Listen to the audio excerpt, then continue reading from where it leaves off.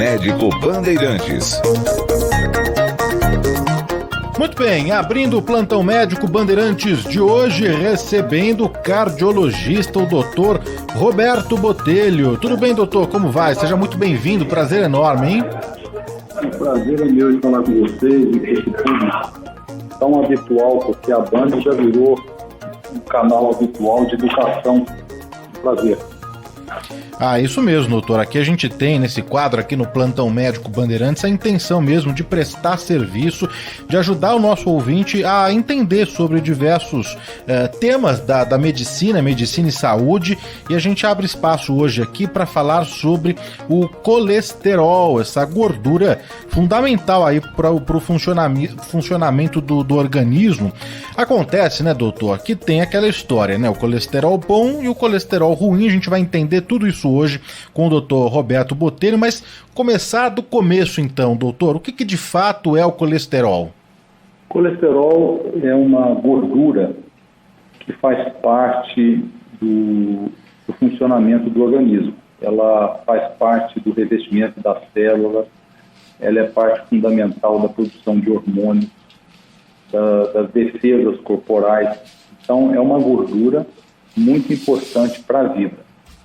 E o grande problema é que o organismo tem o seu metabolismo habitual, porque as pessoas ingerem a gordura, elas são absorvidas, passam pelo fígado, sofrem um tratamento que nós chamamos de metabolismo para atender às necessidades do organismo que está em crescimento, que está em reparação. Acontece que esse metabolismo ele pode sofrer alguns desvios, seja por um problema genético, seja por um problema dietético ou outros fatores. E esse colesterol, que é tão importante, ele passa a produzir partículas que são muito nocivas para o organismo, especialmente para a circulação, para as artérias. E esse entendimento de quais partículas do colesterol fazem bem, quais fazem mal, ele, à medida que a ciência foi evoluindo e foi discriminando, ela trouxe muita luz para a prevenção de doenças. E é muito importante que a gente esclareça para as pessoas quais são as partículas que fazem bem, quais as partículas que fazem mal, porque tem muito misticismo, sabe? Tem muita gente que divulga informações contraditórias, especificamente sobre o colesterol. Tanto que existe um dia dedicado ao colesterol, porque ele tem uma importância crucial na saúde das pessoas, especialmente cardiovascular. Doutor, antes de entender, não é, as partículas, aí, os tipos, eu só queria te perguntar uma coisa. Quais são as principais funções do colesterol no organismo como um todo, hein? O que ele faz aqui para o nosso organismo? Por que ele é tão importante? Por que essa gordura ela é fundamental para o funcionamento do nosso organismo? O mais importante é que a membrana que reveste todas as células do cérebro, os neurônios, as células do fígado, as células dos tecidos, a membrana de todas elas é composta de colesterol. Esse é o número 1. Então, para o bom funcionamento de uma célula, por exemplo, a célula neuronal, se você tira a gordura dela, que faz a capa do neurônio, você diminui a capacidade de transmissão elétrica e pode haver aí déficits neurológicos, déficits de entendimento, a pessoa perde memória, a pessoa passa a não articular palavras, e para o funcionamento de todas as células. Aí quando você vai nas células do pâncreas que produz insulina, você vai nas células do intestino que tem que absorver alimentos. Então o elemento fundamental é que o colesterol ele é constituinte da membrana da célula. O segundo elemento é que a maioria dos hormônios, na sua estruturação, é importantíssimo o colesterol. Então, se você tem pouco colesterol disponível, você poderá ter déficit de produção de hormônios, seja testosterona, seja estrógeno, e isso vai atrapalhar com o funcionamento de uma série de funções do organismo. E se as células que dependem do colesterol para a membrana também são deficitárias, isso pode ser problema. Então, a deficiência do colesterol, especialmente em quem está em fase de desenvolvimento, ela pode trazer problemas. Ô, doutor, agora sim perguntar, não é, sobre, a gente falou na abertura do programa sobre o colesterol bom e o ruim, né? E tem uma sigla para cada um deles. Como a gente faz essa diferenciação entre o bom e o ruim, hein? Basicamente, a ciência, quando ela começou a descobrir essas partículas, ela começou a estudar as partículas de acordo com a densidade delas. E se observou que umas partículas de colesterol, de gordura, eram carreadas por uma proteína de alta densidade, quando diferenciada daquelas carreadas por uma proteína de baixa densidade, observou-se que essa de alta densidade, ela funcionava como um lixeiro. Ela andava pela circulação coletando o colesterol, especialmente aquele colesterol já enferrujado, que é chamado de oxidado. Então, quanto mais partículas de colesterol de alta densidade, são proteínas que carregam gordura, lipoproteínas de alta densidade, quanto maior a quantidade delas no sangue, melhor. Porque a gente teria um lixeiro para limpar o colesterol enferrujado, oxidado.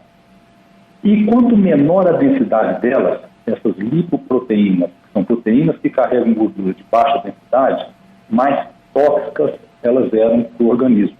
Então, a ciência começou a aprender que o aumento do LDL, que é o Low Density Protein, do inglês, é lipoproteína de baixa densidade. Quanto maior a de baixa densidade, pior para o organismo, porque ela enferruja. E quanto maior a concentração do HDL, que é o High Density Lipoprotein, que é a proteína de alta densidade, melhor para o organismo. E quando você vê o colesterol total, quando você mede o colesterol total, ele é composto da alta densidade, da baixa densidade e outras partículas intermediárias. Mas você pode ter um colesterol total alto, predominantemente de alta densidade, o que é bom. Ou você pode ter um colesterol alto com predomínio da baixa densidade, o que é ruim. Por isso que quando os médicos pedem o exame, ele pede o exame das frações do colesterol, porque ele quer saber como que está o alto, como que está o baixo. Essa, basicamente, é a grande diferença que se faz nos exames clínicos e na conduta, quando se indica tratamento ou não. Então, para reforçar aqui para o nosso ouvinte, HDL é conhecido como colesterol bom. E o LDL, que é o colesterol ruim, doutor? Exatamente. Maravilha. E os valores recomendados para o colesterol no sangue, existe um padrão, uma referência, muda de pessoa para pessoa, de sexo, como que é, doutor? Sim, existe um padrão. O colesterol bom, recomenda-se que ele esteja acima de 45. E o colesterol ruim, quer dizer, quanto maior o colesterol bom, e ele é maior nas mulheres. A gente vê que as mulheres têm uma tendência a ter o colesterol bom mais alto. A gente vê mulheres com colesterol bom de 75, de 80, mas o recomendado é acima de 45. Quando ele baixa de 30, a gente fica preocupado, porque a incidência de eventos nas pessoas que têm esse HDL baixo aumenta. E uma outra preocupação é que nós temos muito poucos remédios para aumentar o colesterol bom. Depois, mais adiante, a gente pode falar do que a gente pode fazer para aumentar, como exercício, com dieta, etc. Por outro lado, o colesterol ruim, o LDL, ele, à medida que o tempo passa e a ciência vai aprendendo mais sobre ele, vai aprendendo mais sobre subpartículas, a ciência vai criando níveis cada vez menores. Então, eu já convivi como médico, eu tenho 33 anos de formado, eu já me convivi com um colesterol LDL aceitável de 120, que baixou para 110. E aí eu não vou diferenciar por sexo, mas por a condição da pessoa.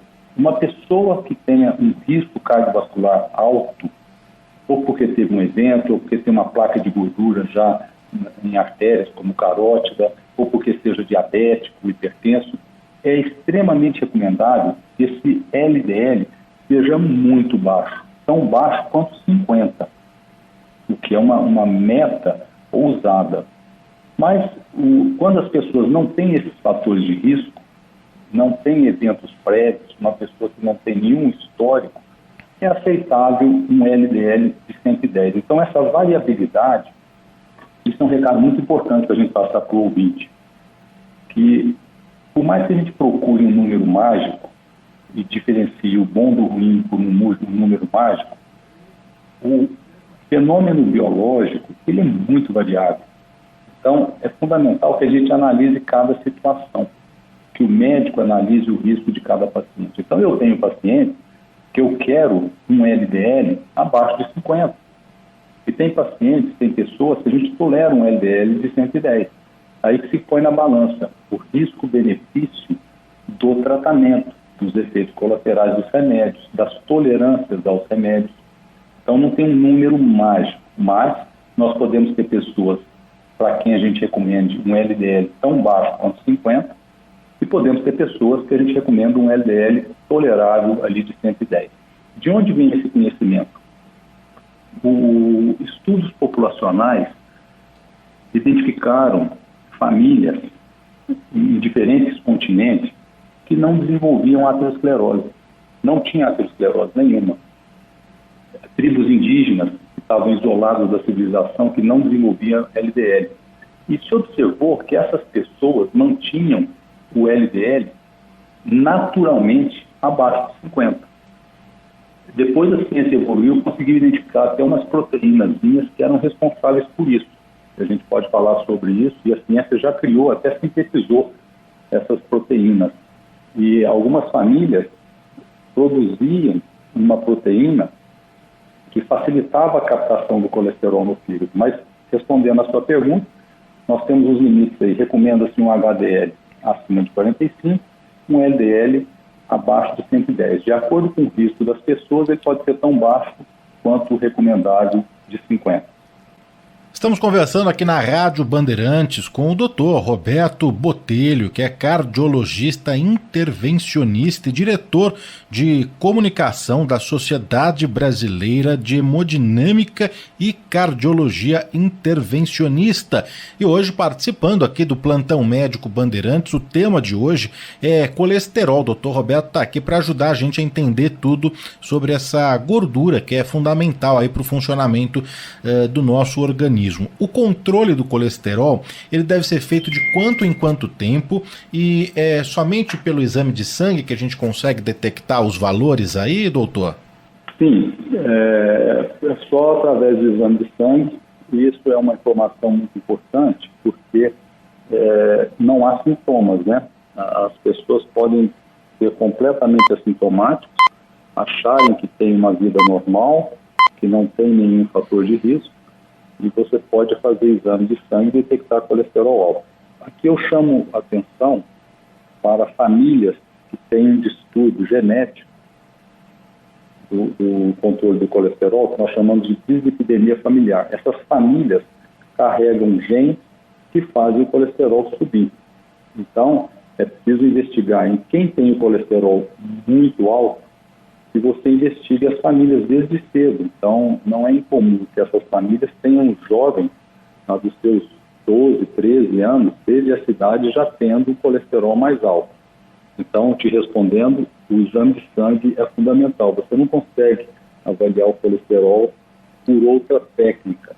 No futuro, a gente vai ter já uma série de estudos medindo vários dados de laboratório transdérmicos. A gente já consegue medir a glicemia, a gente já consegue medir nível de potássio até pelo eletrocardiograma. Então, para o futuro muito breve, a gente vai ter sensores que vão conseguir medir. Mas, por enquanto, o exame de sangue, nesse famoso check-up, ele é fundamental, mesmo para as pessoas que não têm nenhum sintoma. Você tem que detectar precocemente, porque não adianta detectar uma deficiência do colesterol, essa hipercolesterolemia familiar, aos 50 anos de idade. Você tem que detectar lá precocemente, especialmente quando tem história na família. E é muito raro que as pessoas não tenham notícia que alguém na família teve um colesterol muito alto. E, então, o exame de sangue ele é fundamental, essa avaliação rotineira, mesmo que não tenha sintoma, ela é importante, especialmente em quem tem história na família. A pessoa que tem história na família de ter tido uma doença cardiovascular precoce, aí eu chamo de precoce antes dos 50 anos de idade, você tem que procurar o colesterol, que ele é um dos principais vilões. Mas de quanto em quanto tempo uma pessoa, o ouvinte, é que o paciente precisa fazer o exame de sangue para ir checando aí as taxas de colesterol? É evidente que se ele tem já alguma doença, não é? Ele vai fazer com mais frequência ou tem histórico na família. Mas existe aí um parâmetro, doutor?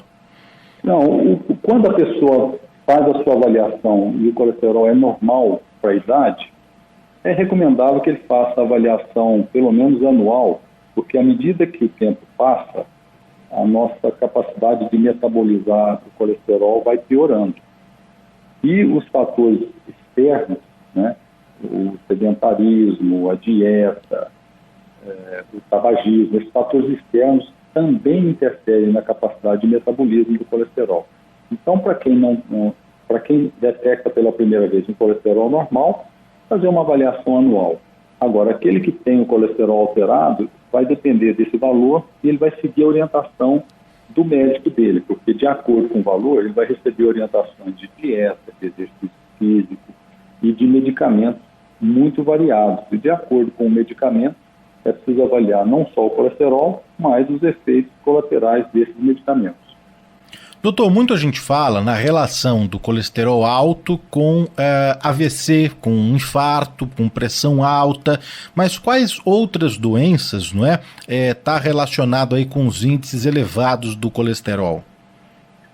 O que você disse é verdade. É importante que a gente reforce para o seu público, porque é muito comum a gente ver na mídia social que não tem filtro personagens que negam essas informações que são solidamente publicadas e testadas na ciência com metodologia, de que o colesterol alto aumenta a incidência de infarto, aumenta a incidência de derrame, também por estragar, por adoecer a circulação, ele leva a aumento da hipertensão arterial, aumento da pressão arterial, degenera também as artérias do rim, pode levar à insuficiência renal, e um elemento que sempre que eu falo chama a atenção dos homens, aí eles prestam mais atenção do que o medo de um derrame ou do infarto.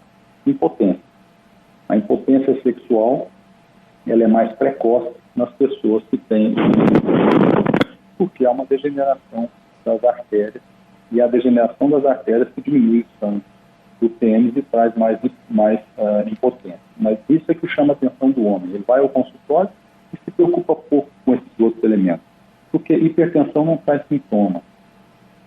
Agora, quando ele é convencido de que controlar o colesterol pode diminuir ou retardar a impotência sexual, aí ele presta atenção.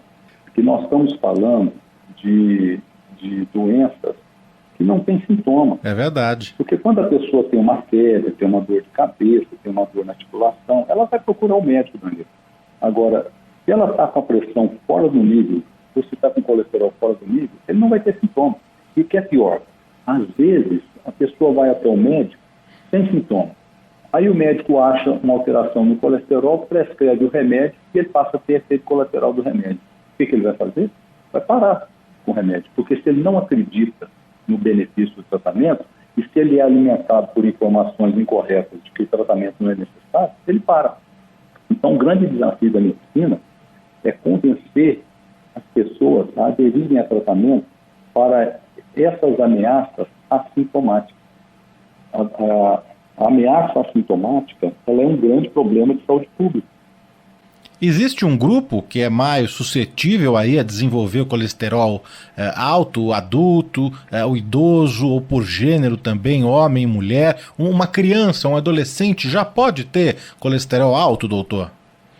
Sim, como grupos, né, o que a gente precisa prestar bastante atenção são essas pessoas que têm um padrão genético, elas herdam dos avós e dos pais essa alteração familiar do colesterol, a chamada epidemia familiar. Então, se você tem história na família de detecção de colesterol alto precocemente, tem que procurar. Esse é o número 1. Agora, depois, as doenças degenerativas, né? E aí a gente chama atenção para o aumento do peso, especialmente aquele aumento na circunferência abdominal, aquela pessoa que fica barriguda, que tem a relação cintura-quadril alterada, o diabético, essa associação de fatores, ela traz uma alteração no metabolismo que ganhou até nome, é chamada síndrome metabólica. Então, essas pessoas que têm um aumento do peso, especialmente na circunferência abdominal, que tem hipertensão arterial, que tem uma intolerância ao açúcar, ou que tem diabetes, elas têm mais propensão a desenvolver também um mau metabolismo do colesterol. Esse pacote vem junto. E é um pacote que um desgaste leva a outro desgaste. Então é muito comum que essas pessoas que comem muito carboidrato, especialmente os industrializados, elas sofram uma alteração no fígado, que é o acúmulo da gordura no fígado, chamado de esteatose. Esse acúmulo da gordura no fígado, ele piora o metabolismo do colesterol, ele piora o metabolismo de outras substâncias, como a ferritina, que também depositam nos vasos. Então, o conjunto todo, ele converge para um desgaste. Não é só o colesterol isolado. O colesterol é uma marca. Mas, como você me perguntou, existem grupos? Sim. Eu destacaria, primeiro, o familiar, que é o genético. 2, as pessoas que têm esses fatores de risco. O obeso, que tem uma gordura abdominal aumentada, que tem intolerância à glicose ou que é diabético. Esses são pessoas mais propensas a desenvolver o aumento do colesterol e esse conjunto todo chamado de síndrome metabólica. Quando você anda na rua, você olha e já identifica esse perfil. E quando a gente acompanha e analisa ao longo dos anos, as populações, aliás, quanto menos educada uma população, quanto menor a renda per capita dessa população, pior os seus hábitos e maior a incidência dessa síndrome. Isso já está muito bem estudado, né? Quando você visita os países ou regiões com maior renda per capita, você vê que a renda per capita leva a hábitos, tanto de dieta, as dietas mais baseadas em proteína, com menos carboidrato, os hábitos de exercício físico, etc. Então, infelizmente, nas regiões e nos países de menor renda per capita e menor nível educacional, a prevalência desse problema do colesterol aumenta. Isso é o chamado ciclo vicioso. E já está muito bem documentado na ciência, na literatura, que a maior incidência de derrame, de infarto, acontece exatamente nessas regiões de menor renda per capita e menor nível educacional. Por quê? Esse conjunto todo converge para pioras dos níveis do colesterol. Especialmente o tipo de dieta e o acesso, porque a dieta, as boas dietas, elas são mais caras do que essas dietas disponíveis nas prateleiras do supermercado, de carboidrato processado. Esse carboidrato processado que você vê em bolachas, nos doces, em produtos sintéticos, eles são mais baratos, são mais fáceis de conservar, você pode guardar na despensa por meses. Já os alimentos mais saudáveis, eles têm uma durabilidade menor e um custo maior. Esse conjunto todo, ele se associa para prejudicar populações, não só indivíduos. E você vê esse padrão. À medida que você vê uma população piorando o seu nível socioeconômico, você vai ver esses índices caminhando paralelamente rumo a indicadores ruins. Doutor, aproveitando o gancho, né, falando da população, de tudo isso, de todos esses dados que são importantes mesmo, o Brasil, na comparação com outros países, né, ele faz feio, ele tá num nível ali bom até quando a gente fala de colesterol, uma população aí obesa, hein? Exatamente por o Brasil conviver com um índice, com uma renda per capita baixa. O Brasil é um país em desenvolvimento, ele sofre esse reflexo. Então, o Brasil não está bem, ele apresenta indicadores ruins desses fatores de risco cardiovascular. Esses estudos têm sido feitos com bases populacionais e, de fato, o Brasil não está bem. Quando você vem para dentro do Brasil e analisa as regiões, e analisa os diferentes estratos sociais, você vê também que há um gradiente muito grande dentro do país. Esse aí é o que nós chamamos de paradoxo socioeconômico, porque quanto menor a renda per capita da região, piores esses indicadores. Então, todos os países, para melhorar, eles precisam ter melhora dos níveis socioeconômicos, porque esses níveis socioeconômicos, eles interferem em tudo isso que nós dissemos, na educação, no exercício, no tipo de dieta, no acesso a essas dietas, no tempo, que as pessoas às vezes não têm tempo para se exercitar. E elas se enveredam por trabalhos que não são muito saudáveis, né? E que há um convite permanente do sedentarismo. Então o Brasil não está bem, e dentro do Brasil nós temos ilhas. Você tem ilhas e você pode medir essas ilhas com a renda per capita. Se você vai para uma região, quanto maior a renda per capita, melhor os indicadores de saúde. Saúde cardiovascular e de uma maneira geral. Então o Brasil, infelizmente, não está bem, por isso a importância da sua matéria.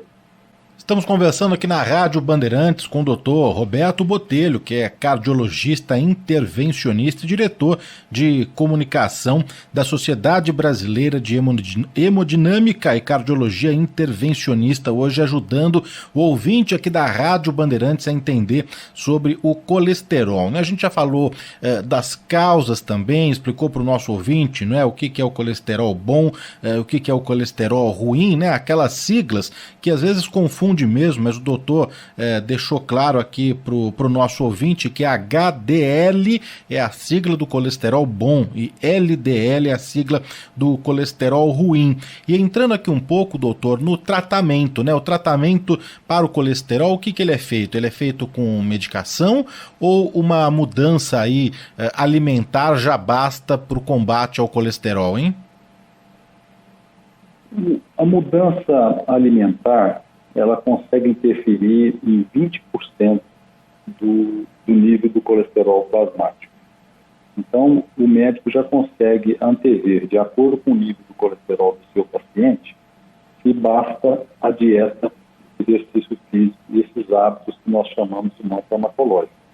Ele vai conseguir ali, no máximo, 20% a 25%, empregando o máximo de exercício físico e dieta.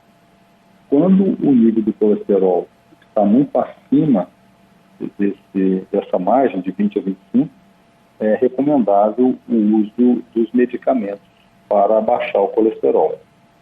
Então, essa é uma abordagem que deve ser individualizada, caso a caso, avaliando o que você pode ter de benefício. A paciente que a gente recebe, e o paciente chega no consultório com tudo errado.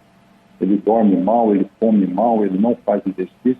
Então, esse é um paciente que a primeira abordagem é não farmacológica e tem muito por fazer. Já há outros pacientes que chegam aderindo às melhores práticas e ainda assim tem um colesterol alto. Por quê? Porque 80% não depende da boca, depende do metabolismo, depende da genética. E aí você tem que usar medicamento. Importante a gente destacar que não basta o nível do colesterol. Os médicos não se baseiam só no exame de sangue do colesterol. Ele tem que ver o nível de risco do paciente.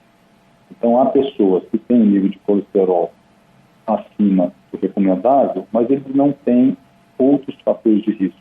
Então, você vai ser menos agressivo no tratamento.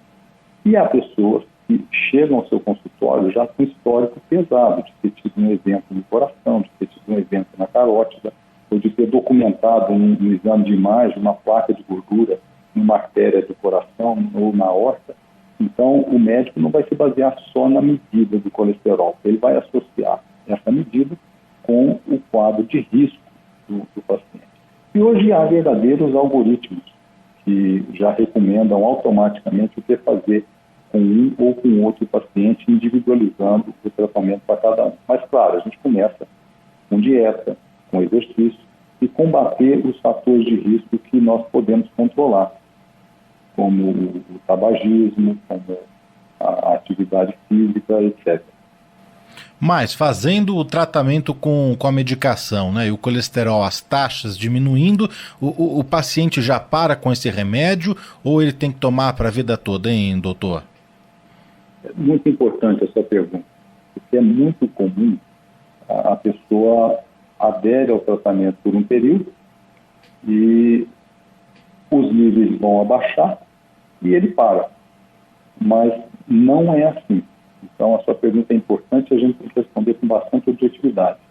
Você só pode parar o tratamento com recomendação médica depois de estar confirmado que as outras variáveis que não dependem do remédio foram suficientes, como atividade física, dieta, sono, mas não pode parar com remédio só porque o colesterol foi para um nível adequado. Porque ele foi para o nível adequado devido ao uso do remédio, devido à atuação do remédio. Então, a suspensão tem que ser somente por recomendação médica. É muito comum a gente ver as pessoas usarem por alguns meses e suspenderem porque o exame voltou para o normal. Então, esse é um ótimo recado para casa.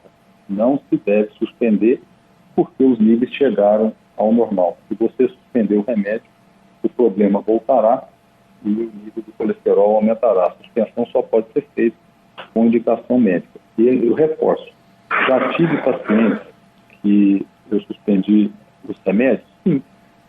Aquele paciente que estava completamente desajustado, depois ele aderiu a uma qualidade de vida melhor e não precisou de remédio. E tem vários pacientes que param de usar remédio para pressão, que param de usar o remédio para o colesterol, simplesmente porque eles conseguiram modificar os seus hábitos, especialmente perder peso, aderir a uma atividade física mais intensa e os outros fatores, especialmente cigarro. Então, não se pode suspender sem orientação médica. Mas, qual que é a notícia boa? Em muitos pacientes é possível a suspensão. A gente fala muito, né, no colesterol ruim, não é? E no que ele faz, nas consequências disso para a saúde. Mas o excesso do bom, ele faz bem, ele traz algum benefício ou pode ser também prejudicial, hein, doutor? Porque tudo que é em excesso também às vezes não é bom, né? Mas no caso do colesterol aí, do colesterol bom, né, eu me refiro, em excesso, ele traz benefícios ou não? O HDL, quanto mais alto, melhor. E, de fato, as populações que têm HDL alto, elas têm menos eventos cardiovasculares. E as populações que têm o HDL baixo, quanto mais baixo, maior o risco de um evento cardiovascular. Então, o HDL sempre bom pelo alto. Um alerta só. Houve alguns remédios que tentaram aumentar o HDL. Eles conseguiram aumentar o HDL significativamente, mas às custas de outros efeitos, especialmente sobre a pressão arterial, e que não foram bons. Então, o nível isolado, especialmente quando ele é conquistado com remédio, não é suficiente. Mas quando a pessoa tem naturalmente um HDL alto, ninguém vai tratar. Ninguém vai dar remédio para baixar o HDL. Quanto mais alto, melhor.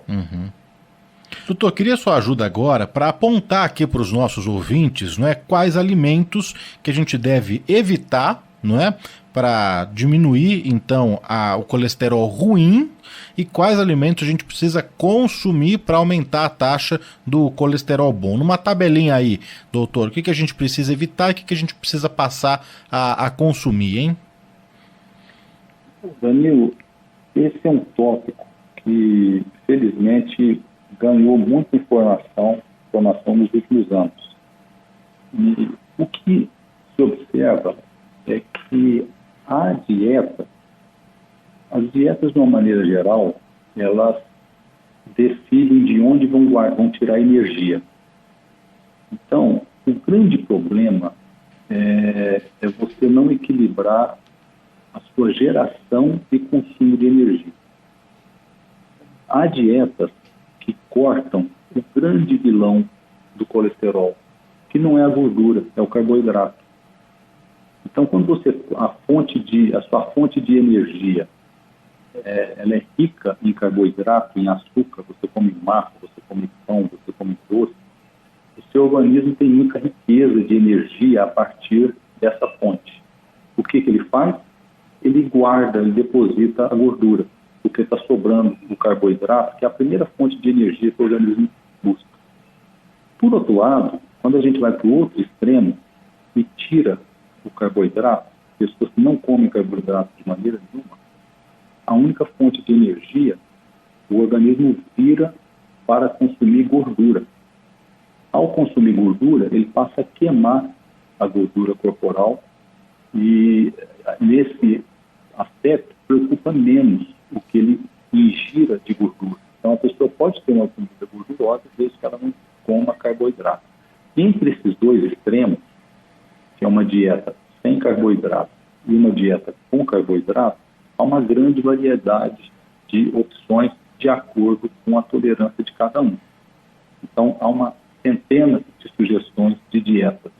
Uma dieta equilibrada, com baixo carboidrato, que procura analisar mais do que o teor de carboidrato, o chamado índice glicêmico dos alimentos, que é o quanto aquele alimento leva à reação de insulina. Então, é um assunto muito complexo e muito rico. Mas o que eu quero dizer é que não há uma dieta que seja proibitiva de gordura. A maioria das vezes, os médicos restringem, sim, o carboidrato artificial que está nos doces e os alimentos com alto índice glicêmico. Esses são sempre ruins. Agora, quanto à gordura, vai depender do suprimento de carboidrato. Se você não tiver suprimento de carboidrato, a gordura é livre. Mas isso é muito difícil de conseguir na prática diária. As pessoas, especialmente com a nossa cultura, elas não conseguem viver sem o carboidrato, que está presente até nas verduras.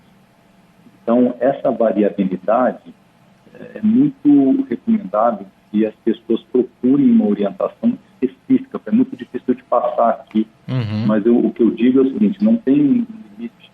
É muito comum as pessoas me dizerem, olha, o meu avô morreu na fazenda, viveu na fazenda, comia na banha e foi aos 110 anos de idade.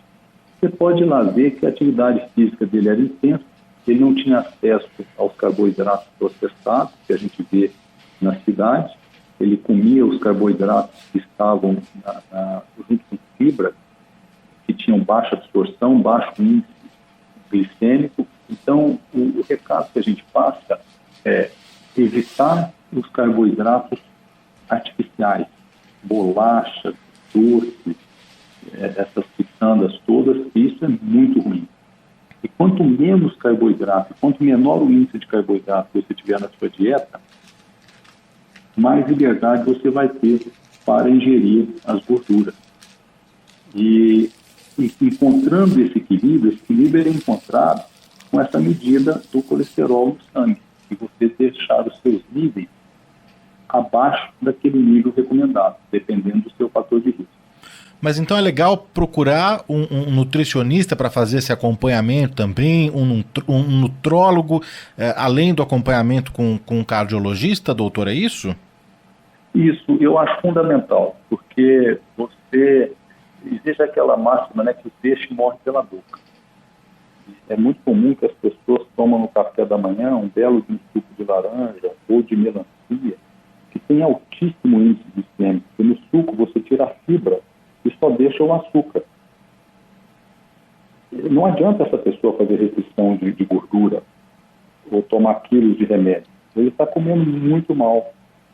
E um nutrólogo vai orientá-lo quanto a isso. E há tabelinhas na internet, você pode entrar na internet e procurar índice glicêmico dos alimentos. E você vai ver os alimentos que têm alto índice de açúcar e tem um alto índice glicêmico, que é aquele estímulo que ele faz para a insulina. O que eu diria que esse pico de insulina é o que enferruja o encanamento da circulação. Então, voltando ao seu ponto, é altamente recomendável que as pessoas tenham acesso a um nutrólogo.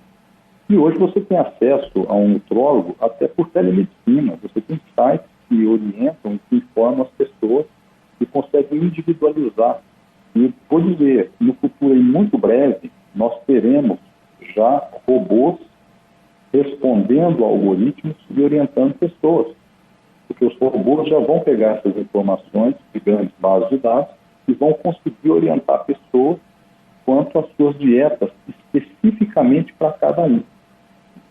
Nós estamos muito próximos de chegar nesse ponto, porque essas informações são tão estruturadas, são tão repetitivas, que você consegue criar algoritmos e robôs podem responder às pessoas. Logo, logo nós vamos ter essas informações, mas atualmente existem disponíveis muitos acessos para orientações nutricionais através da internet. Doutor, são muitas dúvidas a respeito desse tema, né? Então vamos aqui a alguns mitos e verdades, né? Muitos ouvintes participando aqui e mandando perguntas, então a gente vai saber agora o que é mito e o que é verdade no que diz respeito ao colesterol.